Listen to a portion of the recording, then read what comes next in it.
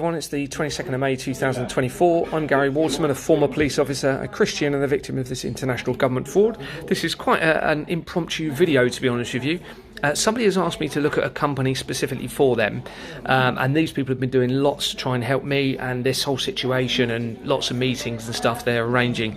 So I've actually put some time aside to help them and look into it, and I think it's become quite significant and relevant to everybody, so I'm going to share that information. So I'm going to show you the screenshots now through Companies House and some comments that I've put underneath to this person.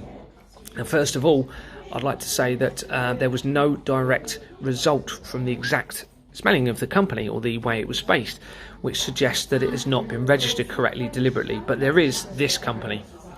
So this is a slight variation and shows a slight variation of the wording, shows this company. Now I'm going to move through the screenshots and explain them as we go. This is the incorporation document for that company, and immediately on its incorporation document is Companies Made Simple. This is the same company that leads to Westco Nominees. So if you go in through to Companies Made Simple and you eventually get to Westco Nominees, the company name has been removed from the incorporation document deliberately. So that's fraud in itself.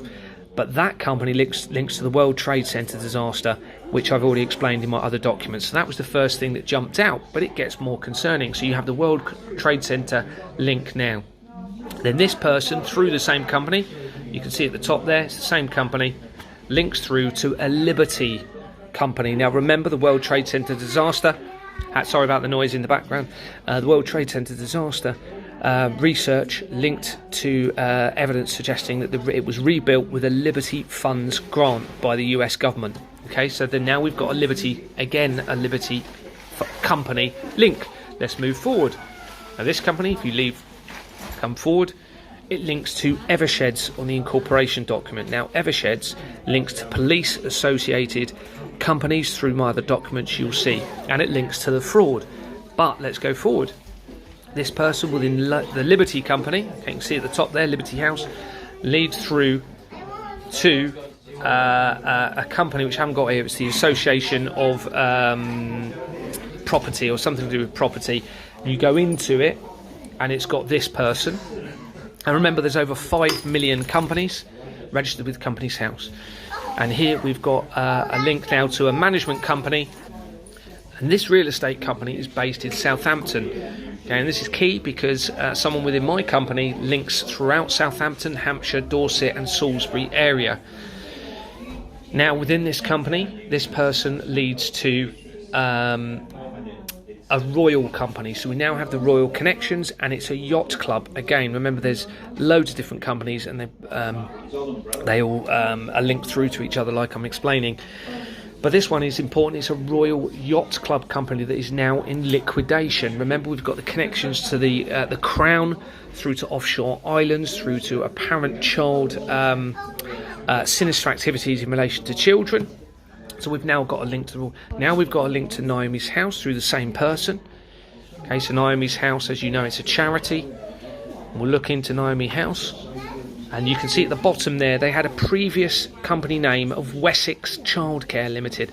Remember, one of the shareholders, now a director within my company, who has links to MI6, started up Wessex Companies. We'll move forward. So here's Wessex Children's Hospice Trust. This person within that company links to BAE Systems Applied Intelligence. Remember, BAE links to the directed energy weapon Dragonfire that was being built with Thales company, THALES. So we now have a connection. Very quickly, don't forget, there's over 5 million companies, keep remembering that. And of course there'll be fraud all the way through this. So if you go into a lot of these companies and around them, you'll see the likes of Jordan's Limited, false entity companies, and the London Law Agency, etc. But this, watch this, so we've now got directed energy weapons company, again linked through to the Crown, linked through to my company, linked through to children's companies, and they now link through, now it's at Nightingale hospitals and beds.